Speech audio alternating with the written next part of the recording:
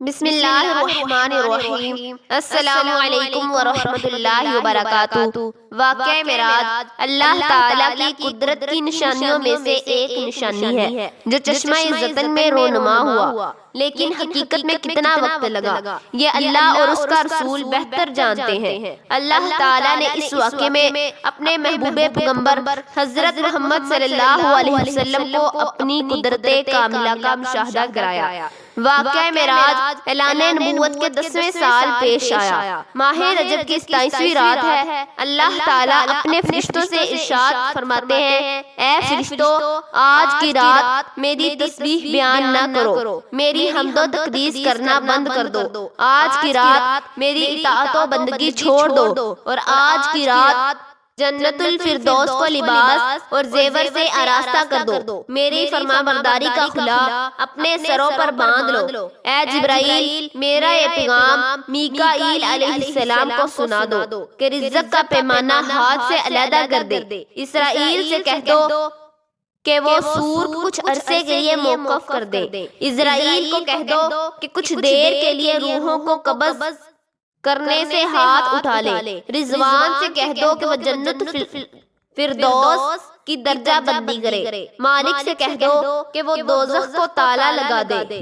مشرق سے مغرب تک جتنی قبریں ہیں ان سے عذاب ختم کر دے۔ آج کی رات محمد صلی اللہ علیہ وسلم کے استقبال کے لیے تیار ہو جاؤ۔ چشمہ زتن میں عالم بالا کا نقشہ بدل گیا۔ حکم ربی ہوا، اے جبرائیل، اپنے ساتھ 70,000 فرشتے لے جاؤ۔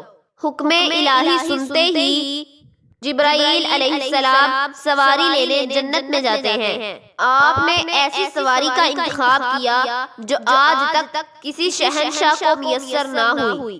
میسر ہونا تو دور کی بات ہے، ایسی سواری آج تک کسی نے نہ دیکھی ہوگی۔ یہ سواری براق ہے۔ تفصیل بیان میں ہے کہ نبی کریم صلی اللہ علیہ وسلم سے پہلے کوئی بھی براق پہ سوار نہیں ہوا تھا۔ ماہ رجب کی 27ویں رات اس قدر پرکیف رات ہے کہ فضا میں عجیب سی کیفیت طاری ہے۔ رات آہستہ آہستہ کیف نشاں کی مستی میں مست ہوتی جا رہی ہے۔ ستارے پوری آب و تاب کے ساتھ چمک رہے ہیں۔ آدھی شب گزرنے کو ہے، یکا یک آسمانی دنیا کا ایک دروازہ کھلتا ہے۔ انوار و تجلیات کے جلوے سمیٹے حضرت جبرائیل علیہ السلام نورانی مخلوق کی جھرمٹ میں براق لیے آسمان کی بلندیوں سے اتر کر حضرت ام خانی کے گھر تشریف لاتے ہیں، جہاں حضور اکرم صلی اللہ علیہ وسلم سو رہے ہوتے ہیں۔ حضرت جبرائیل علیہ السلام ہاتھ باندھ کر کھڑے ہو جاتے ہیں اور سوچ رہے ہوتے ہیں، اگر آواز دے کر جگایا تو بے ادبی ہو جائے گی۔ فکر مند ہے کہ آپ کو کیسے بیدار کیا جائے۔ حکم ربی ہوتا ہے، اے جبرائیل، میرے محبوب کے قدموں کو چوم لے۔ لبوں کی ٹھنڈک سے میرے محبوب کی آنکھ کھل جائے گی، جن کے واسطے میں نے تجھے کافور سے بیدار کیا تھا۔ حکم سنتے ہی حضرت جبرائیل علیہ السلام آگے بڑھتے ہیں اور اپنے کافوری ہونٹوں سے حضرت محمد صلی اللہ علیہ وسلم کے پاؤں سے مس کر دیتے ہیں۔ یہ منظر بھی کس قدر حسین ہوگا کہ جب حضرت جبرائیل علیہ السلام نے فخر کائنات حضرت محمد صلی اللہ علیہ وسلم کو بوسہ دیا، حضرت جبرائیل علیہ السلام کی ہونٹوں کی ٹھنڈک پا کر نبی پاک صلی اللہ علیہ وسلم بیدار ہوتے ہیں اور دریافت کرتے ہیں، اے جبرائیل، کیسے آنا ہوا؟ حضرت جبرائیل علیہ السلام عرض کرتے ہیں، یا رسول اللہ صلی اللہ علیہ وسلم، اللہ تعالیٰ کی طرف سے بلاوے کا پروانہ لیے حاضر ہوا ہوں۔ یا رسول اللہ تعالیٰ آپ کی ملاقات کا مشتاق ہے، حضور تشریف لے چلیے۔ زمین سے لے کر آسمانوں تک ساری گزرگاہوں پر مشتاق تیر کا ہجوم ہاتھ باندھ کر کھڑا ہے۔ چنانچہ آپ تیاری شروع کرتے ہیں۔ اس قیمتی موقع پر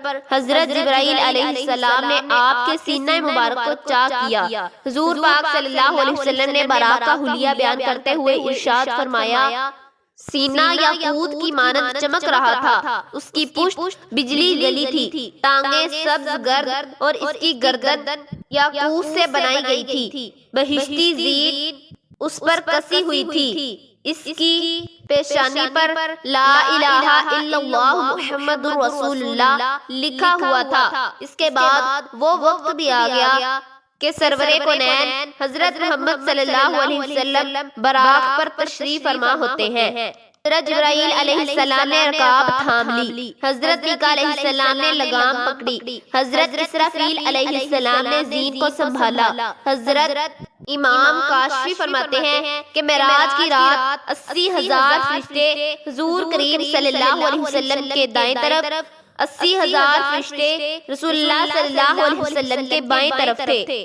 فضا فرشتوں کے درود و سلام سے گونج رہی تھی۔ آقا رسول صلی اللہ علیہ وسلم درود و سلام کی فضا میں سفر معراج کا آغاز کرتے ہیں۔ اس موقع کو اللہ تعالیٰ نے قرآن مجید میں اس طرح بیان فرمایا ہے جس کا ترجمہ یہ ہے: وہ ذات ہر نقص اور کمزوری سے پاک ہے جو رات کے تھوڑے سے حصے میں اپنے محبوب اور مقرب بندے کو مسجد حرام سے مسجد اقصی تک لے گئے، جس کے گرد و نواح کو ہم نے بابرکت بنا دیا تاکہ ہم اس بندے کامل کو اپنی نشانیاں دکھائیں۔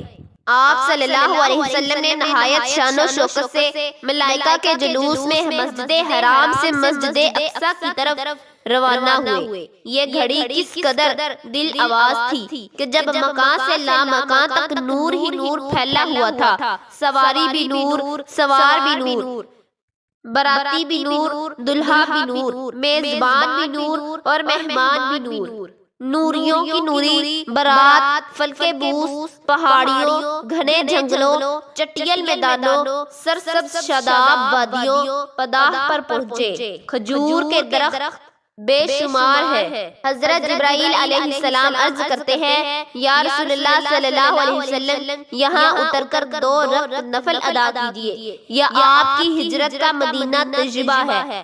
2 نفل کی ادائیگی کے بعد سفر شروع ہوتا ہے۔ دیکھتے ہی دیکھتے بیت المقدس بھی آ جاتا ہے، جہاں تقریباً 1,24,000 پیغمبر استقبال کے لیے بے چین ہیں۔ حضور اکرم صلی اللہ علیہ وسلم اس مقام پر تشریف فرما ہوئے، جیسے باب محمد کہا جاتا ہے۔ حضرت جبرائیل علیہ السلام ایک پتھر کے قریب آئے، وہ اس جگہ موجود تھا۔ حضرت جبرائیل علیہ السلام نے اس پتھر پر انگلی مار کر اس میں سوراخ کر دیا اور براق کو اپنے اس پتھر میں باندھ دیا۔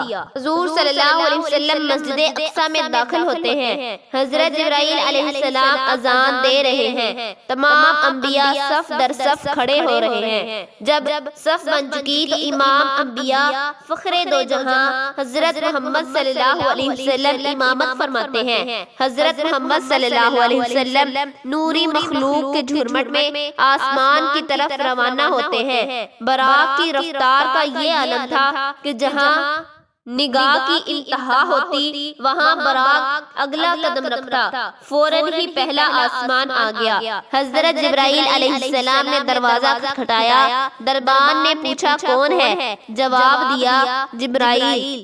دربان نے پوچھا تمہارے ساتھ کون ہے؟ حضرت جبرائیل علیہ السلام نے کہا میرے ساتھ حضرت محمد صلی اللہ علیہ وسلم ہے۔ دربان نے کہا مرحبا، دروازے انہی کے لیے کھولے جائیں گے۔ چنانچہ دروازہ کھول دیا گیا۔ آسمان رمل پر حضرت آدم علیہ السلام نے سرور کونین حضرت محمد صلی اللہ علیہ وسلم کو خوش آمدید کہا۔ دوسرے آسمان پر پہنچے حضرت عیسیٰ اور حضرت یحییٰ علیہ السلام نے آپ کو خوش آمدید کہا۔ تیسرے آسمان پر حضرت یوسف علیہ السلام اور چوتھے آسمان پر حضرت ادریس علیہ السلام نے، پانچویں آسمان پر حضرت ہارون علیہ السلام نے، چھٹے آسمان پر حضرت موسیٰ علیہ السلام نے اور ساتویں آسمان پر حضرت ابراہیم علیہ السلام نے سرور کونین حضرت محمد صلی اللہ علیہ وسلم کا استقبال کیا۔